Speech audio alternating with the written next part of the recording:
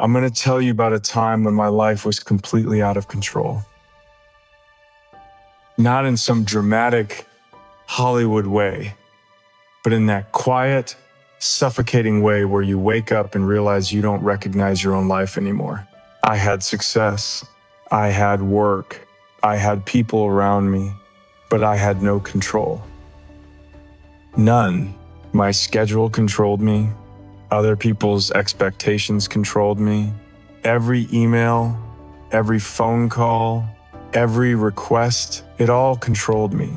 And I was just constantly reacting to whatever came at me next. No plan, no structure, no discipline, just chaos disguised as a busy life. And here's what nobody tells you about living like that. It doesn't feel chaotic at first. It feels important. It feels like you're needed, like you're productive, like you're living, but you're not living. You're drowning. And you don't even realize it until you're so far under that you can't remember what breathing felt like. I remember this one week. I had back-to-back shoots, meetings, obligations. I said yes to everything because that's what I thought I was supposed to do. Be available, be flexible, be easy to work with. And by day 5, I couldn't tell you what day it was. I missed a call with someone who mattered. I forgot to eat. I showed up to set exhausted, unprepared, not even close to my best. And I looked around and thought, when did I lose control of my own life? That was my breaking point. Not a dramatic collapse, just a quiet realization that if I didn't take control, if I didn't build some kind of discipline, some kind of structure, I was going to lose myself completely. And maybe you're there right now. Maybe you've been there for a while. Here's the thing about discipline that most people get wrong. They think it's about being rigid, about following some strict routine, about depriving yourself of everything you enjoy. But that's not discipline, that's punishment. Real discipline, it's freedom. It's the freedom to actually live your life instead of just surviving it. It's the freedom to focus on what matters instead of reacting to everything that screams for your attention. It's the freedom to build something meaningful instead of constantly putting out fires. Discipline is what separates the people who talk about their goals from the people who actually achieve them. It's what separates those who dream from those who build. It's what separates chaos from control. And control, real control over your own life, that's not about perfection. It's about intention. It's about making choices instead of having choices made for you. Think about it. How much of your day is actually yours? How many of your decisions are based on what you want versus what others expect? How many hours do you spend doing what matters versus doing what's urgent? Most people have no idea because they've never stopped long enough to think about it. They're too busy reacting, responding, trying to keep up with a life that's running them instead of the other way around. But here's what I learned. You can't organize your life if you don't control it first. And you can't control it without discipline. Real, honest, uncomfortable discipline. Drop if you're ready to stop reacting and start controlling your own life. Let me tell you what happened after that breaking point. I didn't suddenly become some productivity machine. I didn't wake up at 4 a.m. and run 10 miles and read 5 books before breakfast. That's not real life. That's fantasy. What I did was simple, almost too simple. I started saying no, not to everything, but to the things that didn't matter, to the requests that drained my energy without adding value, to the obligations I'd taken on just to please people who wouldn't even notice if I said no. And you know what happened? At first, nothing. The world didn't end. People didn't hate me. Life went on. But something inside me shifted. I felt space, room to breathe, time to think. And in that space, I started to see clearly for the first time in years. I saw how much time I was wasting, how much energy I was giving to things that didn't deserve it, how much of my life I'd handed over to chaos without even realizing it. And that's when I understood discipline isn't about adding more. It's about subtracting everything that doesn't belong.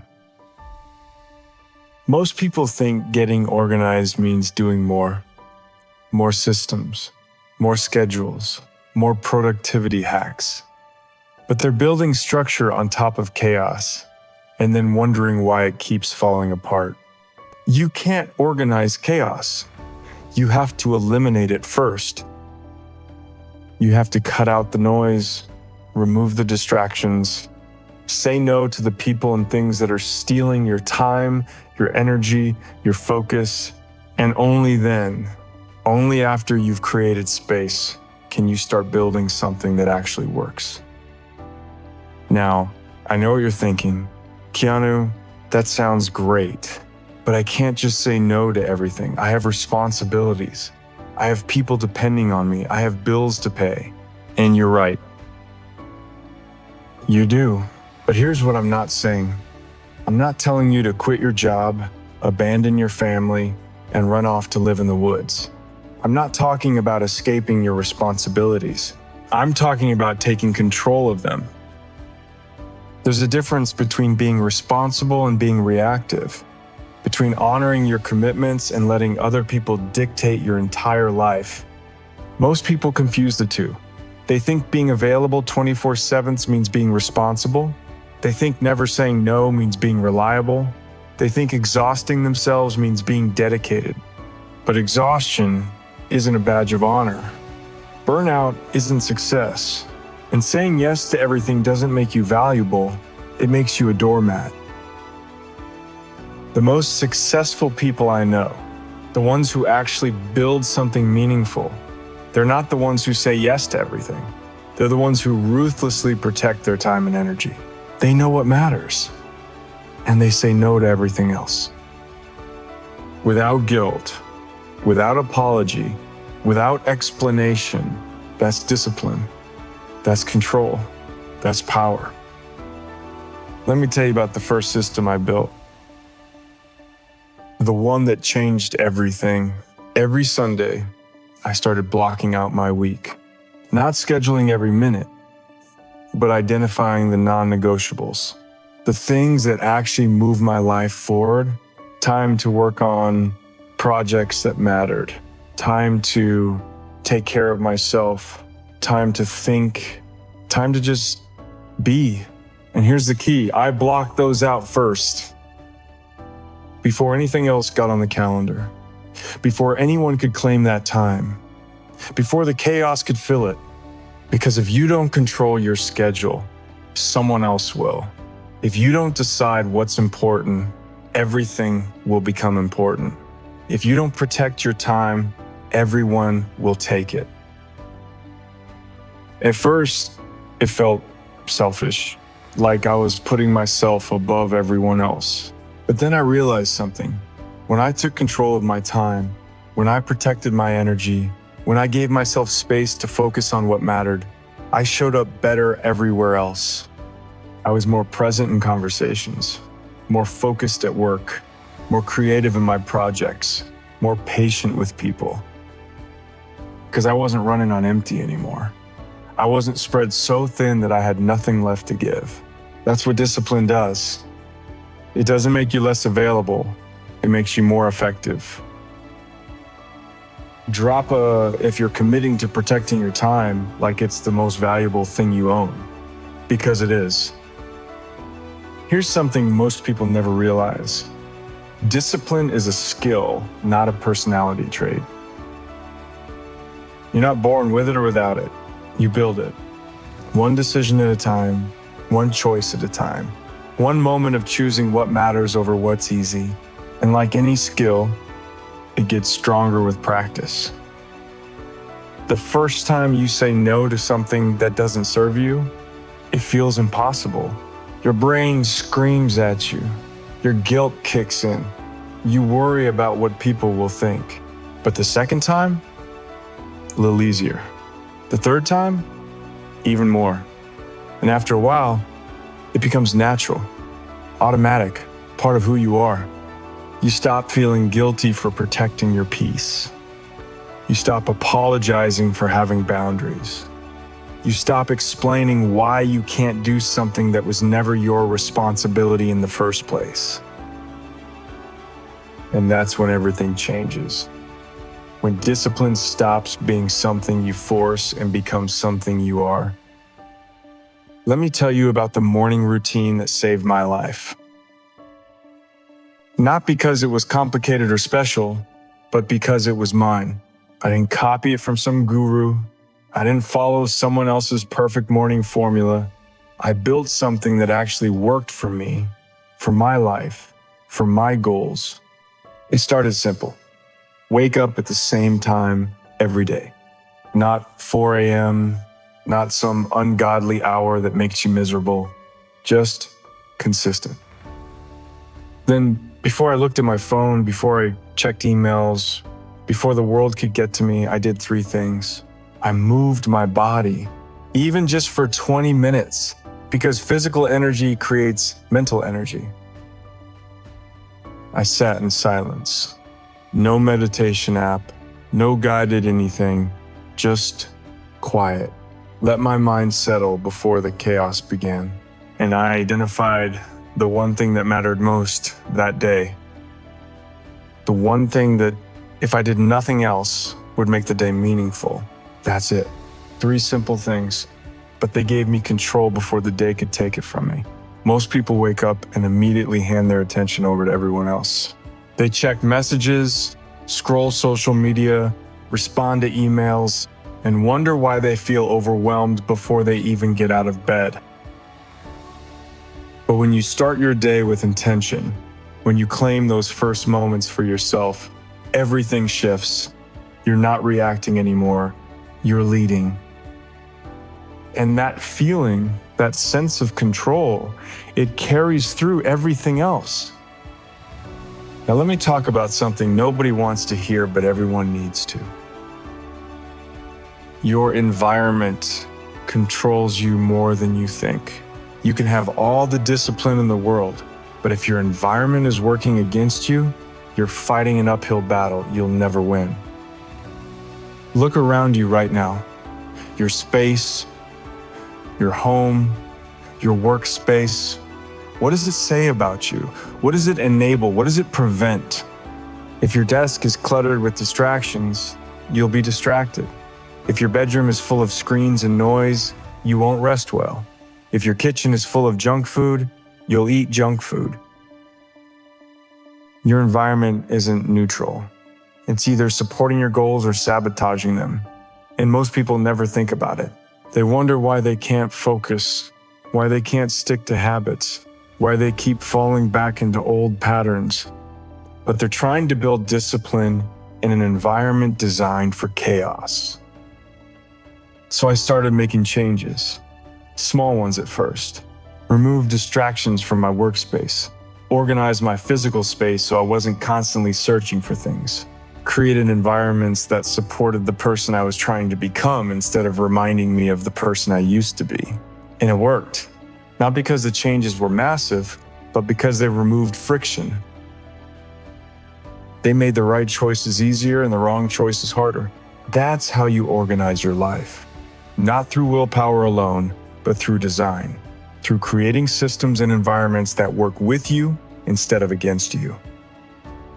If you're ready to redesign your environment to support your discipline, here's what I learned about motivation versus discipline. Motivation is a feeling, and feelings come and go. Some days you wake up ready to conquer the world, other days you can barely get out of bed. If you rely on motivation, you'll only move forward when you feel like it. And feelings are unreliable.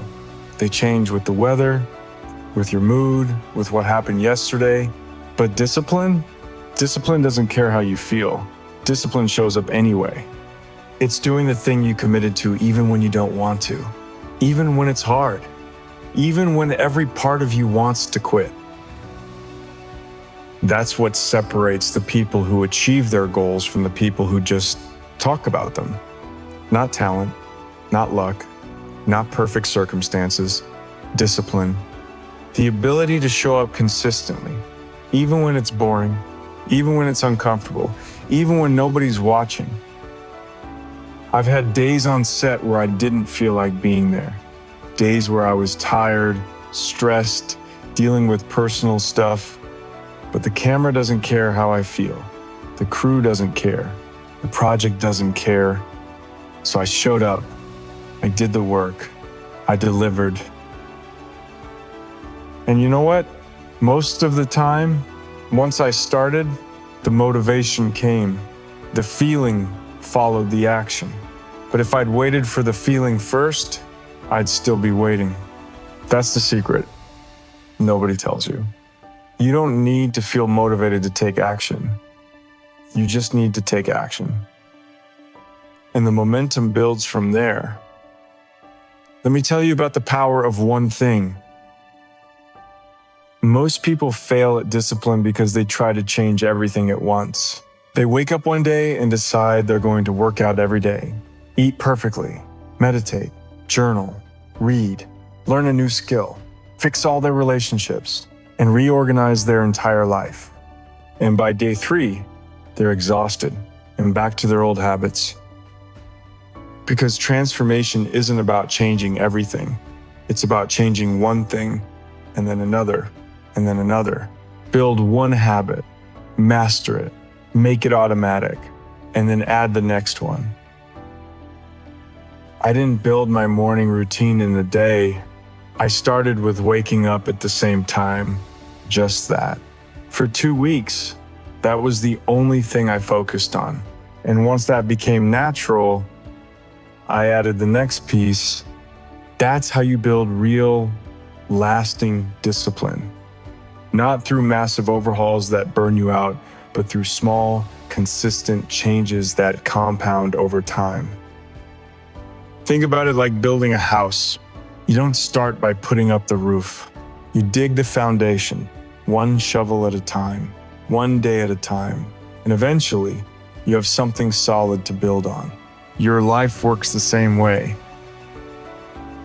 Pick one thing, one habit, one area of your life that needs discipline, and focus on that, just that, until it's no longer something you have to think about, until it's just who you are, then move to the next thing. That's how you take control. That's how you organize your life. Not through some perfect master plan, but through consistent, disciplined action in one area at a time. Now, here's where most people mess up.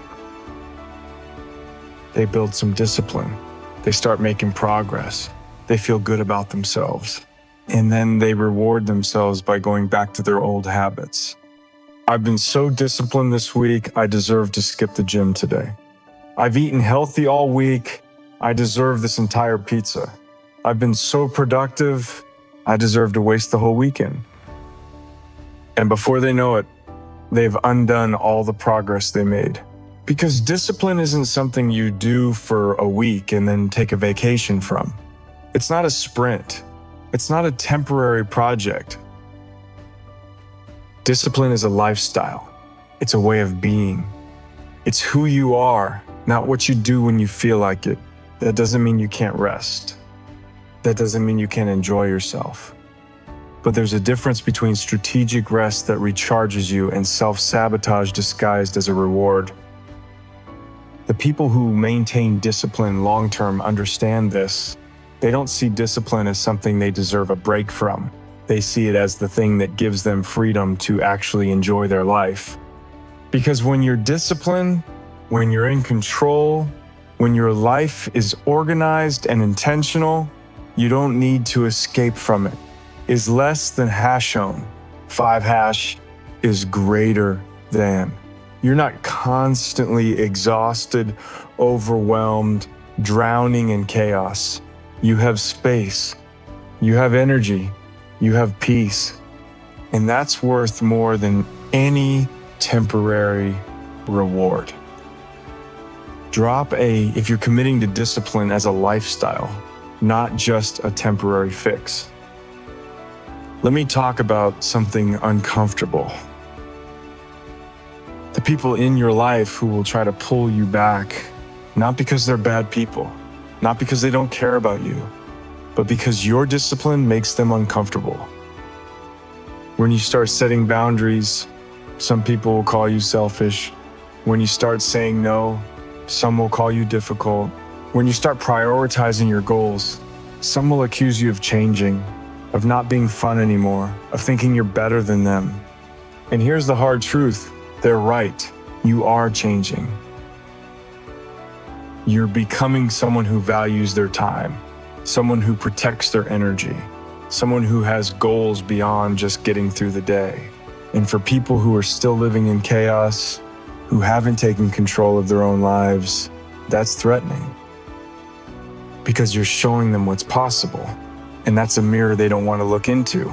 So they'll try to pull you back, subtly at first, jokes about you being too serious, guilt trips about not being available, pressure to join them in the same old patterns that keep them stuck. But here's what you need to understand. You can't save someone who doesn't want to be saved. You can't pull someone up who's determined to pull you down. Your discipline, your control, your organized life, it's not about them. It's about you. And you don't need their permission. You don't need their approval. You don't need their understanding. You just need to keep moving forward. The right people will respect your discipline. They'll celebrate your growth. They'll support your boundaries. And the ones who don't, they're showing you exactly who they are. Here's something I wish someone had told me earlier. Discipline isn't about perfection. It's about consistency. You're going to have bad days. Days where you skip the workout, eat the junk food, waste time on things that don't matter. Days where discipline feels impossible and you just want to give up. That's normal. That's human. That's life. The difference between people who maintain discipline and people who don't isn't that they never mess up. It's that they don't let one bad day become a bad week. They don't let one mistake become an excuse to quit. They get back on track. Not tomorrow, not Monday, not next month. The very next decision, the very next choice, the very next moment. That's resilience. That's real discipline. It's not about being perfect. It's about being consistent, about showing up more often than you don't, about making the right choice more times than the wrong one. And over time, those choices compound. Those moments add up, and you look back and realize you've built something you never thought possible. Not because you never struggled, but because you kept going despite the struggle. Let me tell you what discipline gave me. It gave me time, real time, not the frantic, stolen moments between obligations, but actual, meaningful time to work on things that mattered, to be present with people I cared about, to think, to create, to rest. It gave me energy because I wasn't constantly exhausted from chaos. I wasn't running on empty. I had systems, structure, routines that supported me instead of draining me. It gave me confidence, not the fake kind that comes from pretending you have it together, but real confidence that comes from actually having control over your life. It gave me peace, the kind of peace that comes from knowing you're living intentionally, from knowing you're building something meaningful instead of just surviving each day. And it gave me freedom. The freedom to say yes to things that matter because I'd said no to things that didn't. The freedom to build the life I actually wanted instead of the life that was happening to me. That's what's waiting for you on the other side of discipline. Not some rigid, joyless existence, but actual freedom to live the life you've been dreaming about. Now, here's what I need you to understand. Everything I've told you today, every system, every strategy, every insight, it all works. But there's one thing that will destroy it all. One habit that will unravel every bit of discipline you build. One pattern that will sabotage every system you create. One thing that will pull you back into chaos no matter how organized you become.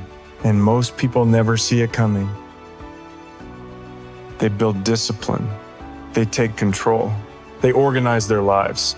And then this one thing creeps in quietly at first and slowly destroys everything they've worked for. I've seen it happen to people I know, talented people, disciplined people, people who had their lives together. And then one habit, one pattern they couldn't break, and it all fell apart.